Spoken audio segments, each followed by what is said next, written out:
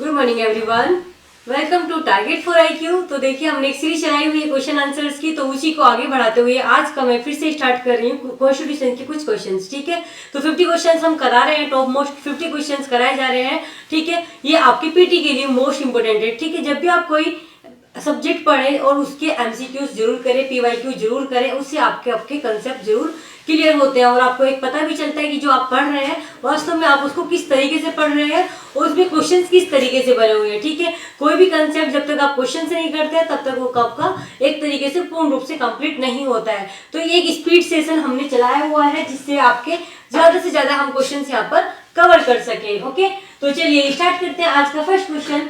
तो first question से शुरू करेंगे। आपके 50 में पहले करा चुकी हूँ, उसी से आगे मैं आज कराने जा रही हूँ। ठीक है, इस अगर किसी ने ये पार्ट देखने मतलब ये देख रहे हैं उससे पहले का नहीं देखा है तो आप उसको जरूर देखें, तभी आपकी एक कंटिन्यूटी बनेगी। ठीक है, और आपका जो भी स्कोर होगा आप उसको कमेंट बॉक्स में जरूर बताएंगे। ठीक है, तो चलिए बात करेंगे हम यहाँ पर क्वेश्चन नंबर 1 से स्टार्ट कर रहे हैं आपका।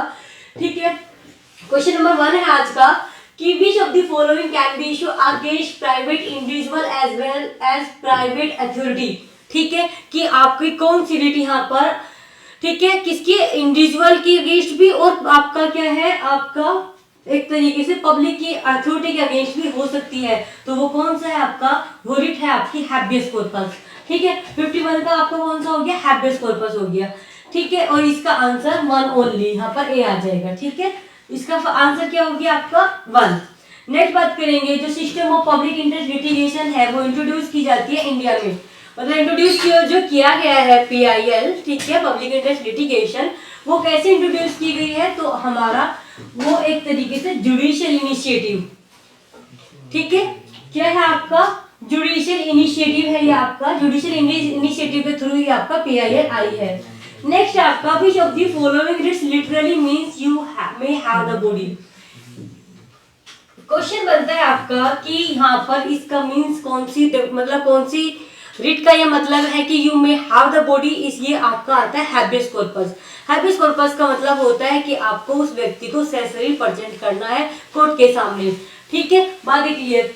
अब तो इसका आंसर क्या हो जाएगा आपका 53 का ए हो जाएगा, हैबियस कॉर्पस हो जाएगा। ठीक है, नेक्स्ट क्वेश्चन आता है आपका a command asking a public authority perform it's public duty. ठीक है, एक तरीके से 54 की अगर हम बात करते हैं तो यहाँ पर ये आ जाएगा कि कमांड होती है किस चीज के लिए, परफॉर्म करने के लिए पब्लिक ड्यूटी, तो वो कौन सी उसमें आ जाएगी आपका, तो इसका हो जाएगा 54 का आंसर आपका क्या हो जाएगा, सी हो जाएगा। ठीक है, 54 का आंसर सी हो जाएगा। ओके, नेक्स्ट बात करेंगे हम यहाँ पर 55। ठीक है, कौन सी बात करेंगे, 55 की। 55 में है आपका अ wrongful assumption of a public office can be correctly by writ of। अगर wrongful assumption है किसकी, पब्लिक ऑफिस की, वो करेक्ट हो सकती है कौन से रिट के द्वारा, तो इसका आंसर हम देखेंगे यहाँ पर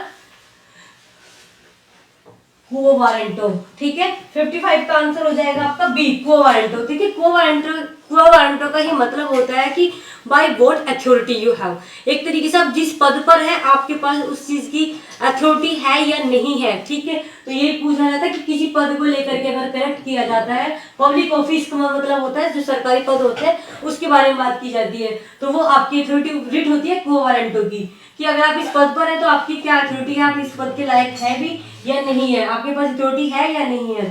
एक आता है आपका मोस्ट इंपोर्टेंट सेक्शन कि which one of the following writs can be issued only against the judicial और क्वासी जुडिशियल अथॉरिटी। ये जुडिशियल और क्वासी जुडिशियल अथॉरिटी वाला क्वेश्चन बहुत बार बना है, आप इसको जरूर देखेंगे। ठीक है, और आंसर भी करेंगे 56 का। 56 की अगर हम बात करते हैं तो इसका आंसर हो जाएगा सरसराई। ठीक है, सी इसका राइट आंसर है। ठीक है, ये आपका जुडिशियल और क्वासी जुडिशियल दोनों अथॉरिटी के अगेंस्ट की जा सकती है। ओके, बात करेंगे हम नेक्स्ट क्वेश्चन की। इसमें आता है कि which one of the following pair is correctly match, की यहाँ पर जो पेयर दिया गया है वो कौन सा करेक्टली मैच है, तो 57 में अगर हम बात करते हैं तो इसका आंसर ए है। 31A में एक्विजिशन ऑफ एस्टेट्स के बारे में क्या किया हुआ है, बताया हुआ है। 31A इज राइट, इसका राइट आंसर हो जाएगा ए। नेक्स्ट आपका आता है कि जो आपके DPSP है वो किस पार्ट में दिए गए हैं, तो पार्ट आपको मैंने कराए भी है और आपको पता भी होने चाहिए कॉन्स्टिट्यूशन के सारे पार्ट, तो ये आपके DPSP आ जाते हैं पार्ट 4 में। ठीक है, यस, पार्ट 4 में आपके क्या आ जाते हैं, आपका डीपीएस पे आ जाते हैं। पार्ट 3 में हमारे फंडामेंटल राइट्स आ जाते हैं, ठीक है। यूनियन एंड टेरिटरीज 1 में आ जाती है। और पार्ट 5 किसके बारे में बात करता है, यूनियन के बारे में बात करता है, ठीक है। आगे देखेंगे आपका directive principle of state policy कहाँ से बोरो किए गए थे, सारा मैंने सोर्सेज बता रखे हैं आपको, एक बार उसको जरूर देखेंगे अगर आपने नहीं देखी वीडियो। तो ये आपके आयरलैंड से, कहाँ से, आयरलैंड से लिए गए हैं, ठीक है। डीपीएसपी आयरलैंड से, बातें क्लियर हो गई। 59 आगे देखेंगे हमारा, ठीक है। 59 हो गया। आगे से क्वेश्चन नंबर है आपका 60, ठीक है। 60 के बारे में बात करते हैं। तो यहाँ पर जस्टिस है, ठीक है, इन आर्टिकल 38। तो यहाँ पर इस जस्टिस का मीन्स कौन कौन से जस्टिस से है, ठीक है। तो जस्टिस वर्ड हम कहाँ पे पढ़ते हैं, प्रियम्बल में पढ़ते हैं। और प्रियम्बल में कितनी तरह के जस्टिस बता रखे थे मैंने, वहां पर 3 तरीके के बताए थे आप लोगों को, ठीक है। कौन कौन से, social, economic and political justice, इन तीनों का नाम याद रखेंगे। यहाँ पर आपके पीटी का क्वेश्चन बनता है, ठीक है। Equal justice and free legal aid कौन सा आर्टिकल में है, ये आपको बहुत अच्छे से पता है, ठीक है। 39 के ए में आ जाएगा, ठीक है। 61 का आंसर हो जाएगा कौन सा, 61 का हो जाएगा सी, ठीक है। 39 A of the constitution. Equal pay for equal work to women provided in which, जो आपका equal pay for equal work है, ये आपका प्रोवाइडेड है कौन से, उसमें पेमेंट वाला आपका आता है रिम्यूनरेशन एक्ट। कौन सा, रिम्यूनरेशन एक्ट, ठीक है। तो equal pay for equal work आपका कहां पर आ जाएगा, रिम्यूनरेशन एक्ट में आता है, ये प्रोवाइडेड है वुमेन को स्पेशली, ठीक है। नेक्स्ट देखेंगे आपका 43 का कौन सा अमेंडमेंट है, ऐसे आर्टिकल 43 ए जो है वो आपका कौन से अमेंडमेंट से आया था, ये आपको पता होना चाहिए, ठीक है। Question number 63। तो आर्टिकल 43 के बारे में बात करते हैं हम यहाँ पर। तो इसका आपका राइट आंसर हो जाएगा 42वां संविधान संशोधन। कौन सा, 42nd अमेंडमेंट, ठीक है, जो आपका 1976 में आया था। कब आया था, 1976 में आपको 42nd अमेंडमेंट आया था। 43 में इसमें ऐड हुआ था, क्या ऐड हुआ था, इसमें ऐड हुआ था कि पार्टिसिपेशन फॉर वर्कर्स, किस चीज के लिए, वर्कर्स के लिए, कहां पर, इंडस्ट्री के मैनेजमेंट में, ठीक है। पार्टिसिपेशन को बोला गया था कि मैं जो हमारे वर्कर्स होते हैं उनका भी क्या होना चाहिए, अपनी इंडस्ट्री में जिसमें वो काम कर रहे हैं उसमें पार्टिसिपेशन होना चाहिए मैनेजमेंट में, जो आपका 42वें संविधान संशोधन से आया था। आर्टिकल 48 ए बात करता है, 48 ए मोस्ट इंपोर्टेंट है, इस पर आपका क्वेश्चन बनता है, बहुत बार बना हुआ है। तो यहाँ पर आते हैं कि ये आपका किस में है, आपका 48 ए, ये right of work, education, public assistant, living wages या separation of judiciary from executive. तो इनमें से कोई सा भी आपका आंसर नहीं है। ये बात करता है आपका प्रोटेक्शन एंड इम्प्रूवमेंट्स, किसका, वाइल्ड लाइफ के बारे में, ठीक है, इन्वायरमेंट के बारे में, फॉरेस्ट के बारे में, ये इन सब के प्रोटेक्शन के बारे में बात करता है। इसका आंसर हो जाएगा डी, ठीक है। एक नेक्स्ट पार्ट का फिर से क्वेश्चन आया है आपके सामने कि जो हमारी फंडामेंटल ड्यूटीज है वो उसमें वो कौन से पार्ट में है। तो देखो ये ओरिजिनल नहीं थी, ये अमेंडमेंट हो गई थी, तो आप समझ जाएंगे इसमें अमेंडमेंट वाला कौन सा पार्ट हो सकता है, 4A हो सकता है, ठीक है, फंडामेंटल ड्यूटीज। ओके, किस अमेंडमेंट से आई थी ये आप मुझे बताएंगे, क्योंकि मैं बहुत बार आपको बता चुकी हूँ अब तक। नेक्स्ट आपका आता है कि इसमें कौन सी फंडामेंटल ड्यूटीज नहीं है। आपको फंडामेंटल ड्यूटीज भी याद होनी चाहिए, ये मेंस में भी पूछी जाने लगी है और पीटी में भी पूछी जाती है, तो आपको सारी होनी चाहिए। और ये भी पता होना चाहिए ABC कि कौन सी क्लोज में कौन सी बात कह रखी है, ठीक है। अब वहां से भी क्वेश्चन बनते हैं। तो क्वेश्चन नंबर 66 देखेंगे हम। तो ये क्वेश्चन है कि नोट कौन सा नहीं है, नोट को पहले ही इंडिकेट कर लिया करेंगे। तो देखिएगा, सोवरेनिटी प्रोटेक्ट करने की बात आती है, कंट्री को डिफेंड करने की बात आती है, नेशनल एंथम की रेस्पेक्ट करने की बात आती है। तो आपका कौन सा नहीं आता, promote Indian culture. Indian culture आपका 66 में नहीं आता है। बात क्लियर। आपका नेक्स्ट क्वेश्चन है कि आर्टिकल 21A जो है कॉन्स्टिट्यूशन का, वो आपके फंडामेंटल ड्यूटीज में कौन से प्रोविजन में है। तो देखिएगा आपका आर्टिकल 51A के में आता है। ये भी आपका क्या हुआ था, अमेंडेड था। राइट टू एजुकेशन के बारे में बात की गई थी, ठीक है, ये आपको याद रखना है। 21A जो आपका किससे है, 51A के से है, ये भी याद रखेंगे। तो 67 का हो जाएगा आपका सी इज राइट आंसर, ठीक है। और अब एक क्वेश्चन आता है कि जो हमारे फंडामेंटल राइट्स हैं वो कहाँ से बोरो किए गए थे। सोर्स पढ़ा चुकी हूँ, सोर्स की एक वीडियो आप उसको जरूर देखेंगे, ठीक है। और एक तरीके से आपके साइलेंट फीचर्स के बारे में भी पूरा पढ़ा है, आप उसको भी जरूर देखेंगे, ठीक है। और उसके बाद आपका क्वेश्चन बनेगा कि fundamental rights was borrowed from, तो ये हमारे फंडामेंटल राइट्स बोरो किए गए थे अमेरिका के संविधान से, यानी कि US constitution is right answer. Okay, 68 का हो जाएगा answer B. Okay, election of president is by way of, तो देखिएगा जो हमारे राष्ट्रपति हैं उनका जो इलेक्शन होता है वो किस तरीके से होता है उसके बारे में हम बात करेंगे। तो देखिएगा ये राष्ट्रपति का इलेक्शन हम डायरेक्टली नहीं इलेक्ट करते हैं अपने राष्ट्रपति को, ये हमारा इनडायरेक्ट होता है, ठीक है, जो हमारे द्वारा चुने गए प्रतिनिधि होते हैं उनके द्वारा होता है। तो ये हमारा इनडायरेक्ट इलेक्शन होगा किसका, राष्ट्रपति का, ठीक है। Which one of the following pair of articles of Indian Constitution deals with the oath of affirmation? Most important, एक तो oath of affirmation, एक impeachment, किसका, राष्ट्रपति का, कि कहां पर ये प्रोवाइडेड है आप ये देखेंगे, देखिएगा। तो ओथ ऑफ अफर्मेशन 60 में है और आपका इम्पीचमेंट 61 में है, तो इसका फर्स्ट आंसर हो जाएगा ए, ठीक है, इसका आंसर हो जाएगा ए। मैक्सिमम एज कितनी बता रखी है election to president of India, कि मैक्सिमम एज कितनी होनी चाहिए यहाँ पर, ठीक है। अगर हम बात करते हैं तो देखिएगा मैक्सिमम एज कोई भी प्रोवाइडेड नहीं है, नो एज लिमिट। आप मुझे मिनिमम एज बताएंगे राष्ट्रपति की जो रिक्वायर होगी, ठीक है, कमेंट बॉक्स में आंसर करेंगे इसका। तो maximum age, no age limit, कोई एज लिमिट नहीं है। एक नेक्स्ट बात आती है ऑर्डिनेंस, आप मुझे एक और आंसर करेंगे कि ऑर्डिनेंस मेकिंग पावर हमारे राष्ट्रपति जी की कौन सी पावर में आती है, ठीक है। अगर नहीं पता है तो इसकी एक वीडियो बनी हुई है पावर ऑफ द प्रेसिडेंट, आप उसको जरूर देखेंगे, ठीक है। तो इसमें आपका आता है ordinance issue by the president India shall remain in force for a period of, कि जो ऑर्डिनेंस होता है वो आपका एक तरीके से कब तक बना रहता है। आप पहला ही आंसर देखेंगे, आप यहाँ पर देखते 6 वीक लगा देंगे कि हाँ 6 वीक होता है, आप उसको पूरा नीचे तक नहीं पढ़ेंगे, लेकिन इसलिए मैं नीचे तक पहले आंसर दिखाती हूँ फिर देखेंगे। सी तक हो गया, अब हम पढ़ेंगे डी, तो डी ये रहा आपका आंसर, ठीक, ऑप्शन, ठीक है। 72 तो देखिएगा इसका राइट आंसर क्या हो जाएगा आपका 6 week from the date of assembly of the parliament. ये 6 वीक कब से माने जाएंगे, जब से आपका असेंबली है, मतलब असेंबली की फर्स्ट डेट से, ठीक है। तो 6 weeks from the date of assembly of the parliament, ठीक है, बातें क्लियर यहाँ तक। उसके बाद हम देखेंगे which article of the constitution of India relates to power of president to grant pardon. Important है आपका कौन सा, पार्डन के बारे में, ठीक है। तो कौन सा आर्टिकल प्रोवाइड करता है इसके बारे में, तो आर्टिकल 72 इसके बारे में बात करता है, ठीक है, बातें क्लियर, आगे देखेंगे। विच of the following amendment constitution is mandatory, कि मैंडेटरी है किसके लिए, प्रेसिडेंट के लिए मैंडेटरी है कि उसको काउंसिल ऑफ मिनिस्टर की एडवाइस को एक्सेप्ट करना पड़ेगा। ये मैंडेटरी प्रोविजन है। मैंडेटरी का मतलब होता है, मैंडेटरी का मतलब होता है कि आप उसको मना नहीं कर सकते हैं, ठीक है, आपको वो करना ही होगा, फॉलो करना ही होगा। डिस्क्रिशनरी होता है कि आपकी मर्जी है, आप उसको माने या ना माने, बट मैंडेटरी है तो आपको हर हाल में मानना ही पड़ेगा। तो क्वेश्चन नंबर 74 का आंसर क्या हो जाएगा, तो देखिएगा इसका आंसर हो जाएगा 42nd अमेंडमेंट, 74 का हो जाएगा बी, ठीक है, 74 का आपका हो जाएगा बी, 42nd अमेंडमेंट इसका राइट आंसर है। आगे देखेंगे आपका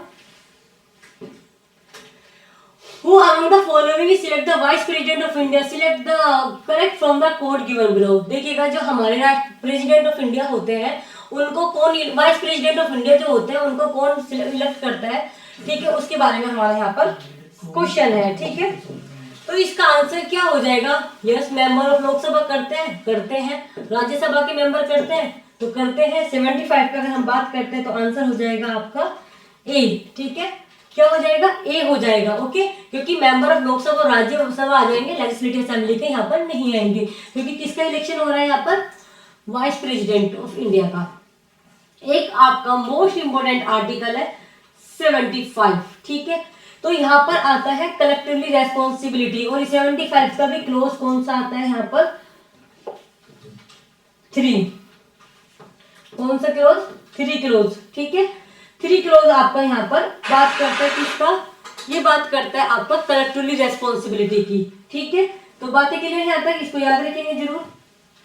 देखिएगा नेक्स्ट देखेंगे आपका आगे क्या आता है कि the member of the council of minister collectively responsible, अभी मैंने बताया ना 75 के सब क्लॉज 3 में कलेक्टिवली रेस्पॉन्सिबिलिटी के बारे में बात की गई है, तो इसी के बारे में बात है कि आखिरकार ये रेस्पॉन्सिबल होते किसके लिए है, कलेक्टिवली रेस्पॉन्सिबल किसके लिए होते हैं, तो ये आपका हाउस ऑफ द पीपल के लिए होता है, यानी कि collectively responsible to the house of people, Lok Sabha के लिए। 77 का आंसर हो जाएगा 1A।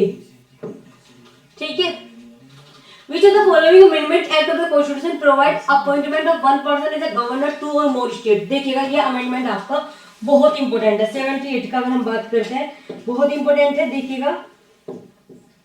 ठीक है, ये बहुत इंपॉर्टेंट क्यों है, क्योंकि इस पर क्वेश्चन कई बार बना हुआ है कि देखिएगा कौन सा अमेंडमेंट है जो अपॉइंटमेंट की बात करता है एक पर्सन को गवर्नर बनाने के लिए 2 और मोर स्टेट्स में, एक ही पर्सन को 2 या 2 से अधिक राज्यों में गवर्नर बनाया जा सकता है। तो वो किस अमेंडमेंट से आई थी, तो वो आपका अमेंडमेंट है 7th अमेंडमेंट।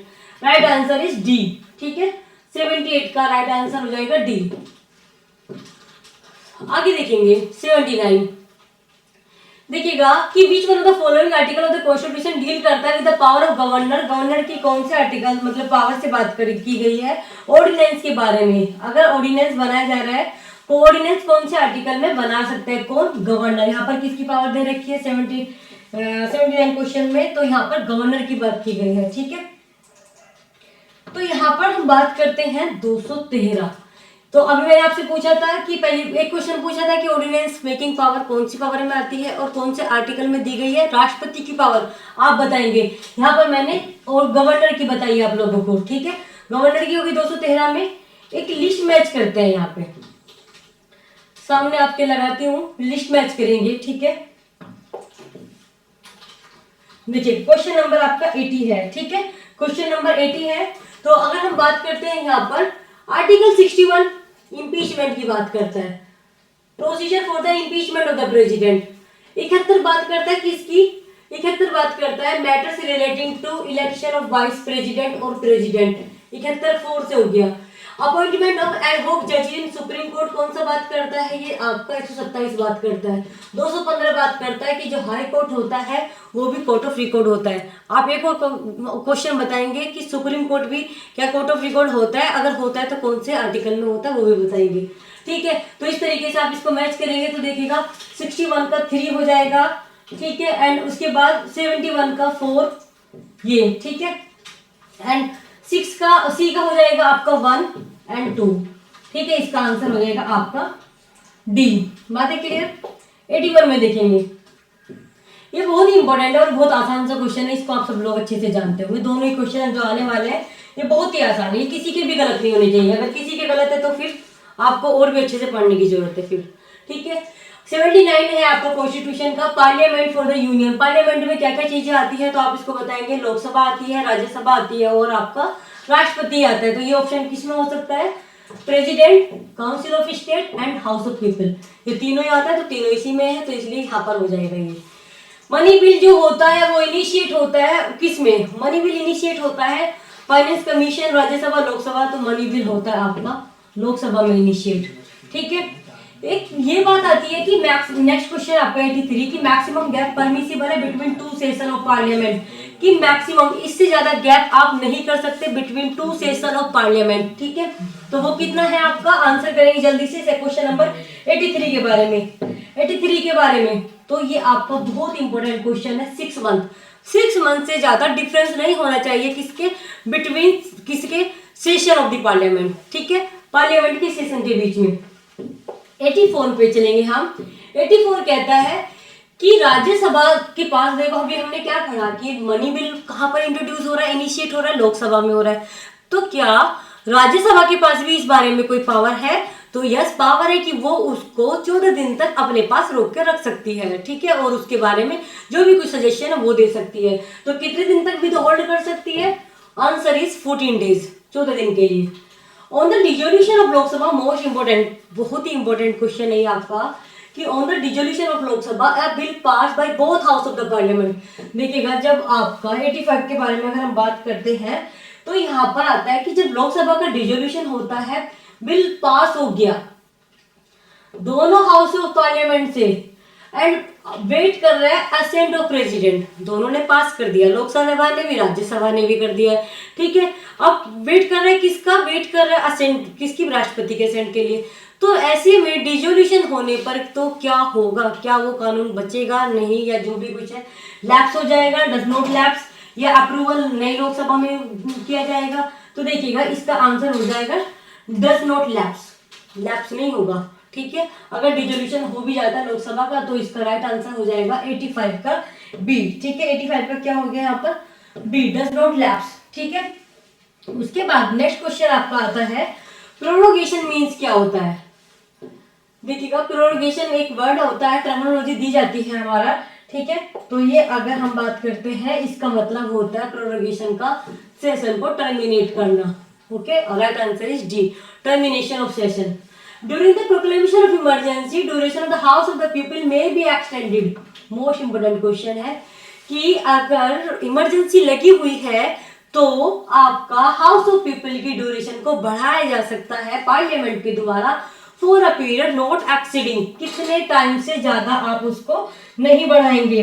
तो उसका राइट आंसर आपका 1 ईयर। मोस्ट इंपोर्टेंट क्वेश्चन है ये आपका, 1 साल से ज्यादा आप उसको नहीं बढ़ाएंगे, ओनली 1 ईयर आप एक्सटेंड, पार्लियामेंट उसको एक्सटेंड कर सकती है बस।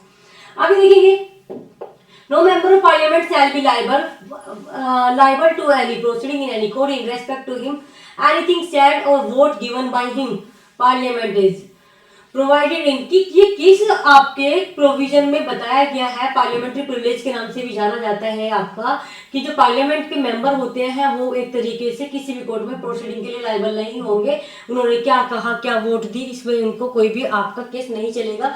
तो ये किस आर्टिकल में प्रिविलेज दिया गया है आप बताएंगे। ये आपका क्वेश्चन नंबर 88 है, ठीक है।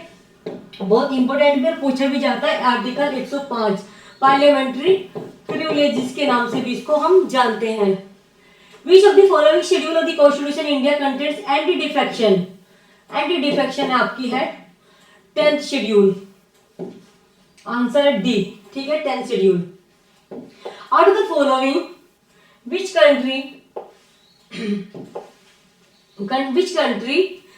country's constitution influence India to adopt concept of Westminster system। Westminster system किसका, rule making and rule of law.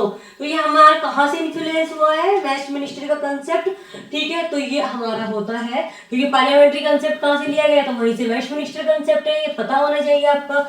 तो 90 की अगर हम बात करते हैं ये हमारा हो जाएगा आंसर ब्रिटेन, ठीक है ब्रिटेन। तो ये हो जाएगा सी, ओके। उसके बाद एंटी डिफेक्शन की बात आई थी, तो ये कौन से अमेंडमेंट से आया है पता होना चाहिए। एंटी डिफेक्शन और कौन सी शेड्यूल रिलेटेड है ये आप मुझे जरूर बताएंगे। चलो मैं बताती हूँ, ये आपकी 10th शेड्यूल है, ठीक है, एंटी डिफेक्शन उसमें। और ये आपका 52वां संविधान संशोधन है, ठीक है, 52nd amendment. The nature of power of parliament punish any person breach of its privilege. देखिएगा 92 के बारे में अगर हम बात करते हैं तो यहाँ पर बात आती है कि क्या जो नेचर है पावर ऑफ पार्लियामेंट का to punish any person, sorry, ठीक है। यहाँ पर पावर ऑफ पार्लियामेंटर की वो पनिश करेगा किसी भी पर्सन को अगर कोई ब्रीच कर देता है प्रिविलेज को। तो ये हमारा हो जाएगा क्वासी जुडिशियल, पूर्ण रूप से जुडिशियल नहीं बल्कि क्वासी जुडिशियल की उसमें आएगा, ठीक है। नेक्स्ट देखेंगे आपका कि यहाँ पर चीफ मिनिस्टर की ड्यूटी होती है कि वो फर्निश करेगा इंफॉर्मेशन गवर्नर को। तो कौन से आर्टिकल में करता है, 93 में देखेंगे हम। तो ये आपका आर्टिकल है 167, ठीक है, इसको देखेंगे। एंड नेक्स्ट देखेंगे हम कि member of parliament can claim immunity. जो मेंबर है आपके पार्लियामेंट के, ठीक है, तो पार्लियामेंट के मेंबर जो है वो आपका क्या कर सकते हैं, एक तरीके से इम्यूनिटी को क्लेम कर सकते हैं। तो कौन सा, civil as well as criminal, civil criminal, या कैन नॉट क्लेम इम्यूनिटी इधर सिविल और क्रिमिनल। 94 का आप आंसर बताएंगे तो देखिएगा यहाँ पर सिविल में आता है। कौन से मैटर में कर सकते हैं, ओनली सिविल केसेस में, ठीक है। तो सिविल केसेस में क्या है, पार्लियामेंट इम्यूनिटी अवेलेबल होती है। Which of the following grounds is necessary to prove in order to remove speaker of any legislative assembly. कि यहाँ पर आता है कि कौन सा ग्राउंड प्रूफ होना आवश्यक है किस चीज के लिए, रिमूव करने के लिए लेजिस्लेटिव असेंबली के स्पीकर को।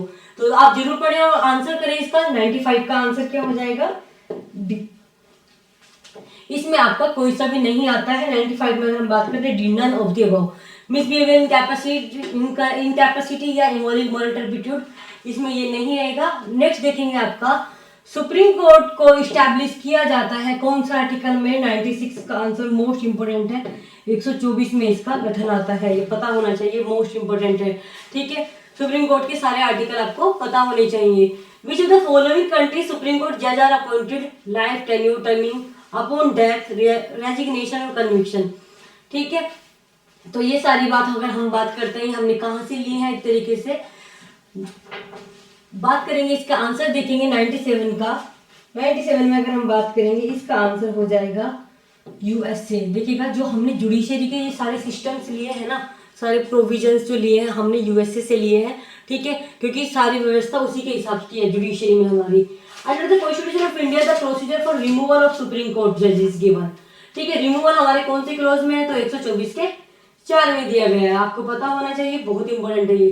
The chief justice of supreme court of India can be remove from his office on the basis of. 99 का आंसर बताएं, मोस्ट इंपोर्टेंट है आपका ये 99 का। ठीक है, 99 देखेंगे आपका क्या बात करता है कि जो आपका यहाँ पर है कि chief justice of supreme court है वो रिमूव होना चाहिए अपने ऑफिस पर, किससे, क्या एक तरीके से मिसबिहेवियर, एक सेकेंड, मिसबिहेवियर है आपका या आपका है एक तरीके से इनकैपेसिटी या करप्शन या आपको कौन सा, तो इसका आंसर हो जाएगा मिसबिहेवियर भी आता है और इनकैपेसिटी भी आती है, तो both A and B is correct. 99 का हो जाएगा डी।